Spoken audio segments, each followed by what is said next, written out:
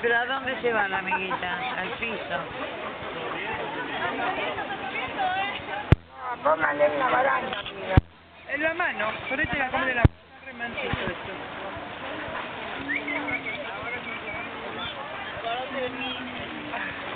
A ver, ¿tiene una amiguita? Sí. Dame acá, que le pongo en la mano, a ver. Tiene que correr más atrás ahí la de la baranda. A ver, Bubi, si le pongo la mano, a ver si viene. Eso debería ser. Eso, ahora ven, mirá. Vienen, se comen de la mano. Vas a ver. Ahora está acá. Mirá qué linda. ¿Viste? Se comen de la mano.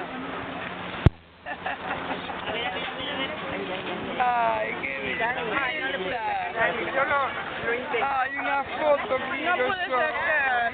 Sí, pero no se puede sacar. Para que mentira. Bueno. ¿Viste cómo me comí la mano? Mira.